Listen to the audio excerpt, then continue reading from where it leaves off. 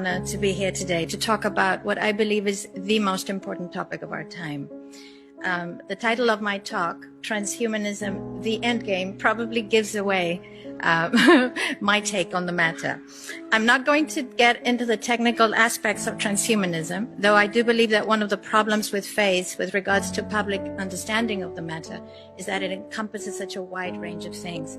And we've seen some of them, but from genetic engineering, implant technology, artificial intelligence, nanotechnology, all the way to cybernetic prosthetics.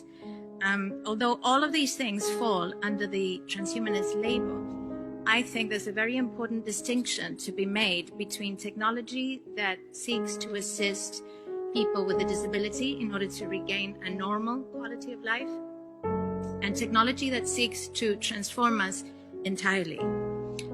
The focus of my talk today will be on the ultimate transhumanist goal, what has been termed by Ray Kurzweil, one of the leaders of the movement, as the singularity. In his book titled "The Singularity is Near: When Humans Transcend Biology," he writes, "There will be no distinction post-singularity between human and machine, or between physical and virtual reality." It's very important to understand that transhumanism is simply the transitional stage between humanism and post-humanism. Make no mistake, the final goal is to eradicate humanity as we know it. Once you understand the final destination, it becomes much easier to look back and identify the psychological conditioning, the biological tampering, the cultural grooming, and the educational prepping that we have been subjected to for decades in preparation to making us accept a post-human future. It takes a lot of physical and psychological abuse to get an intelligent species like ours to agree to its own extinction. Most, if not all, that has transcended in the last 60 years was designed to get us closer to accepting such a dystopian reality. Whether you care to accept it or not, we live in a hyper-controlled matrix where our perception of reality is meticulously planned, managed, and executed in order to control and steer us in whichever direction they wish. And the direction is a post-human world. For this, they first needed to destabilize, dehumanize, and demoralize humanity through every means possible.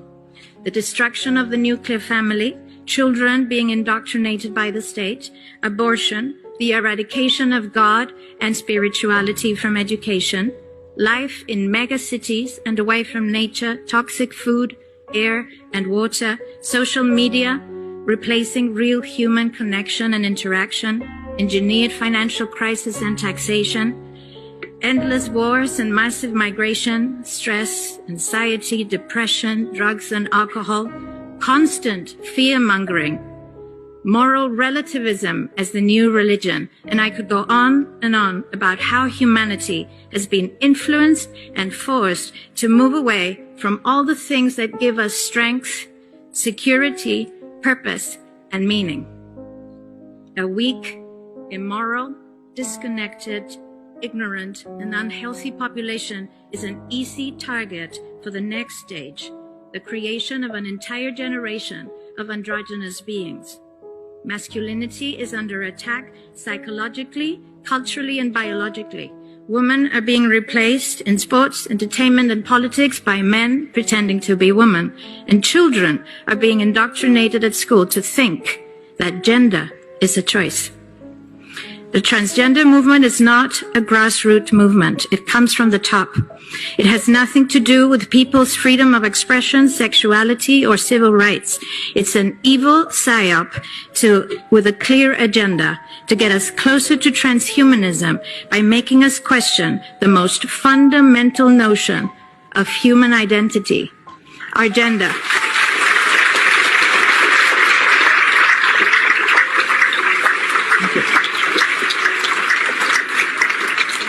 If you don't know who you are, if you already identify as a hybrid between a man and a woman, you will be easily convinced to become a hybrid between human and machine.